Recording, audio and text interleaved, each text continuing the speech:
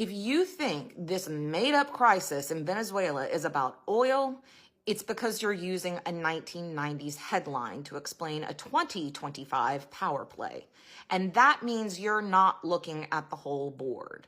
So let's walk through exactly what's happening, and more importantly, why it's happening right now.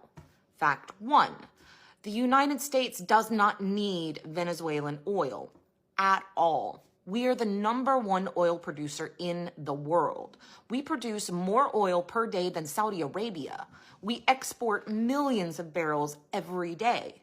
We are not in an oil shortage. Europe is not in an oil shortage.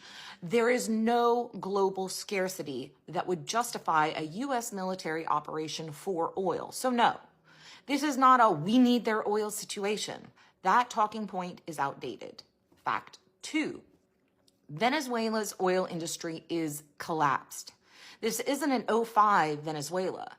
Their infrastructure is broken. Their refineries are failing. Their rigs and pipelines are in utter disrepair. Their output is at decades-long lows.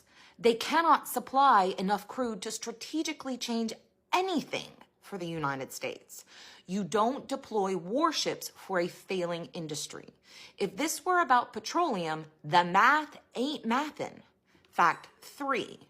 If Trump wanted Venezuelan oil, he already had a legal path to access it.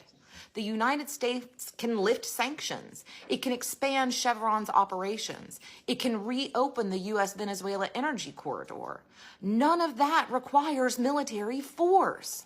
None of that requires bypassing Congress. None of that requires escalating a foreign crisis. So if this were about oil, he'd take the easiest path. He's not. He's taking the most dangerous one. And that tells you everything. Fact 4, Trump's biggest donors are not oil companies. They're private equity firms and extraction investors. And private equity is not chasing barrels. They're chasing leverage, ports, shipping routes, mineral rights, territory, and reconstruction contracts worth billions. Oil is not the moneymaker anymore. Control is. Fact 5. The timing exposes the strategy. If this were about oil, it would have happened years ago, before Venezuela collapsed, before pardoning traffickers, before destabilizing NATO, before threatening military tribunals, before this sudden crisis appeared without evidence or congressional briefings. None of this lines up with energy strategy. All of it lines up with authoritarian strategy. And the reason this is happening right now, because Trump needs a foreign emergency before Congress flips, before the courts catch up to the executive orders, before the public fully grasps what he is doing. He needs a crisis big enough to justify expanded military authority and emergency powers. He needs a national security narrative that lets him bypass Congress oversight, bury investigations, and accelerate the consolidation of power inside the executive branch. A Venezuela crisis is fast, it's external, it's emotionally potent. It doesn't require legislation, and it lets him jump the line on democratic checks. Fact 6. Venezuela gives him the one thing oil cannot: justification. A foreign threat, a crisis large enough to activate military force, a narrative he can call an emergency, a frame that lets him expand executive power without Congress, without oversight, and without resistance. Oil doesn't give him that. A manufactured foreign crisis does. And before anyone twists this, none of this is the fault of the Venezuelan people. They are not the villains in this story. They suffer first, they suffer hardest, and they get used as political props by men who will never pay the cost of their decisions. This isn't about helping Venezuelans. It's not about liberating anyone. And it's not about oil. It's about power. And the people who always pay the price for power games like this are the people living inside the crisis, not the men manufacturing it. So let's call it what it is. This is not an oil grab. This is a power grab. And Venezuela is the pawn, not the prize. Everyone's thinking it. I'm just saying it. What evidence is there that American oil companies won't go to Venezuela? I don't know. Maybe the fact that they said they wouldn't go? Seems like evidence to me. Kind of like when they said, no, we're not going to drill, baby, drill. Guess what? They're not doing that either. Someone else said, well, Chevron's making a fortune in Venezuela. Really? Chevron is making $0 in Venezuela. The reason Chevron is in Venezuela is because many years ago they did something really stupid and took a 20% stake in Venezuela's national oil company. Yeah, they lost over $4 billion. So they are simply there assisting them with their operations, and Venezuela is paying them with barrels of oil, trying to repay their debt and not making much progress. Right. They're literally just trying to get back what they've lost. You know, people stupidly think that having the largest oil reserve in the world means something. It doesn't. It doesn't. If the value of that oil and the profit you can make off of that oil isn't significant, then it doesn't add up to a hill of beans. I mean, would you rather have all that oil that makes little to no profit? Or would you rather have half the amount of oil that makes an enormous profit? You know, it's math. I know math is hard, but, you know, it's still math. Thanks. This is what they don't want to tell you about why Donald Trump went in and bombed Venezuela and took Maduro, the Venezuelan president. Now, if you watch the media, you're going to see that they're telling us one thing. And what is that? We all know they're telling us that this is because of the drug trafficking. And then you're going to hear the other side saying, well, no, it's because of the oil. Now, while both of these are true, they're not the important reason why we did this. See, what a lot of people don't understand, or they're not connecting this, but the world runs on oil. We all know that. But it also dominates for the dollar. If we don't have oil, if we have China and Russia partnering with countries close to us that are oil powers on top of it, what do you think that's going to do to the United States over the long run? So if countries that are on the border of the United States, and that's South America, all the countries in South America, that is Mexico, that is Canada, right? That's Puerto Rico. It's technically a U.S. territory, but my point is that countries that are in our hemisphere, that are close to us, we need to make sure that we have control over them. And that is a point that they will not tell you, just like I'm hesitant to even say that because of what people are going to say and think in the comments. But this is a world where it's be or be killed. And if we see that China is partnering up and Russia is partnering up with countries in South America, they start flying their jets over, they start parking their nuclear submarines over here, they start building bases over here in our hemisphere, how does that make you feel as an American? Let me know in the comments. But if one of the world's largest oil producing companies, or could be if they had the right infrastructure, is not partners with us, is not friends with us, is run by a dictator, that is a fact. The man was a dictator. He lost the election to the woman who won the Nobel Peace Prize. He decided just to stay in power. Well, if we can't get along with these people, and I'm not saying the Venezuelan people, because if you look at the streets of Venezuela, they're partying. They love this because they know how bad they've had it under this man. But it's so much bigger than that. It's for national security of the United States of America. And the rest of the world, a lot of countries, they don't like us. It's like that when you're at the top. The more success you have, the more enemies you make, the more problems that you have. So while everybody is losing their mind about, oh, he's going in for the oil, let's think about why. Why do we need the oil? Is it just the oil, or is it a plethora of things in the partnership of an oil-rich country that has been led by a dictator for 20 to 30 years?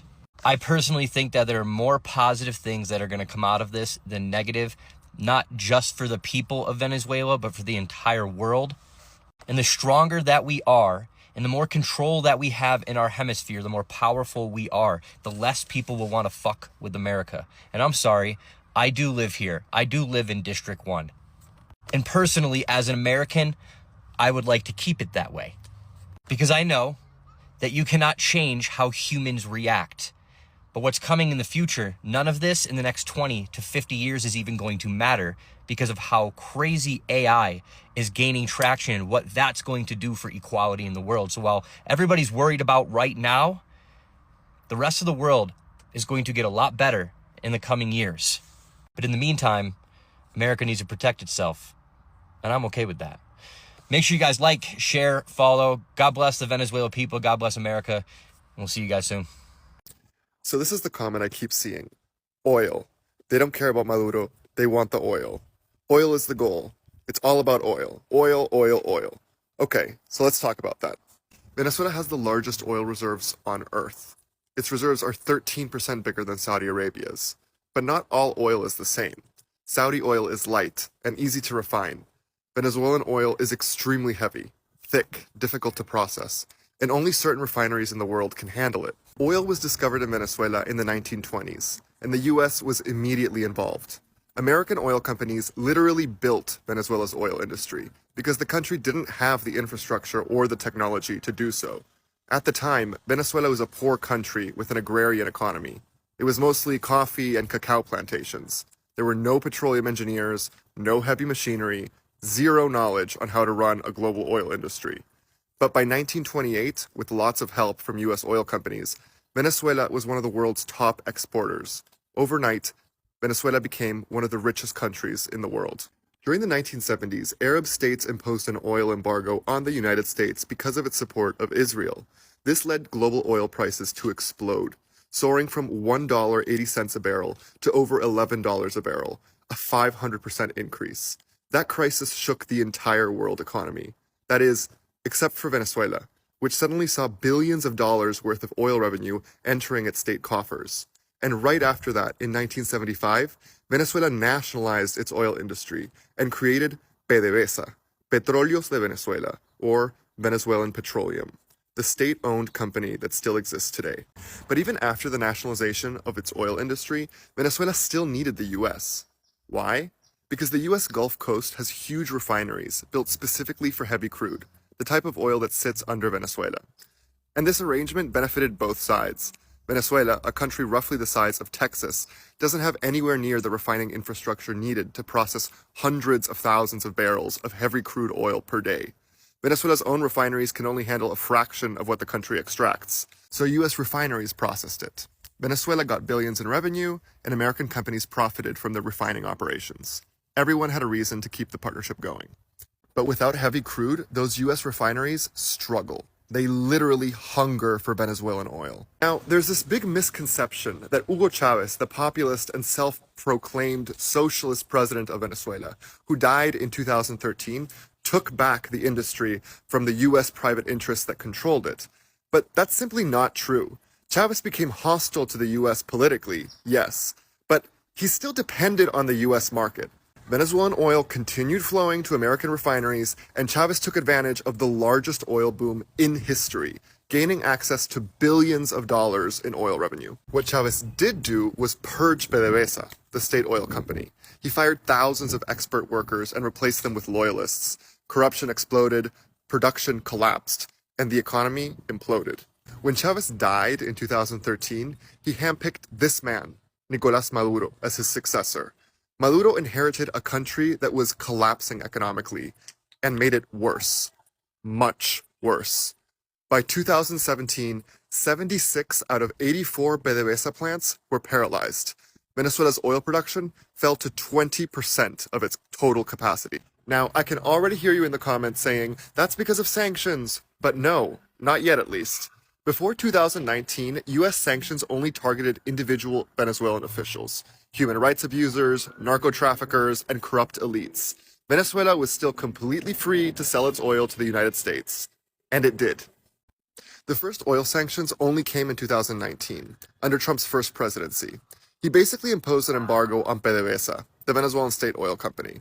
Ironically, this hurt US companies too, because they lost access to the heavy crude their refineries are specifically built for. So why sanction PDVSA if American companies hated it? Well, because Maduro suspended elections and was consolidating a dictatorship. in Venezuela. The sanctions weren't about oil, they were about politics. It was a move to support the political opposition in Venezuela, which had won an election that Nicolás Maduro refused to accept. So where does that leave us right now? 6 years later, Maduro is completely broke and running out of options. They rely on drug trafficking and illicit activities to survive. Maduro, more than Trump, funnily enough, desperately wants the US companies to reestablish their operations in Venezuela. 2 weeks ago, Maduro even offered Trump all of Venezuela's resources, including all the oil, and also to reduce economic ties with China and Russia, if Trump would just leave him alone. So if it was just about oil, Trump could have just accepted Maduro's offer. But he didn't. So no, it's not just about oil. Oil is just a piece of the story, but it's not the whole story. And you might be thinking, okay, Alex, but if it's not about oil, what is it about? Why is the US about to attack Venezuela? And if you did think that, thank you for asking, because I'll break that down in my next videos. Follow along if you want to understand what's really happening in Venezuela. And if you have any questions or thoughts about this, please feel free to leave them in the comments. I promise you, I'll get to them.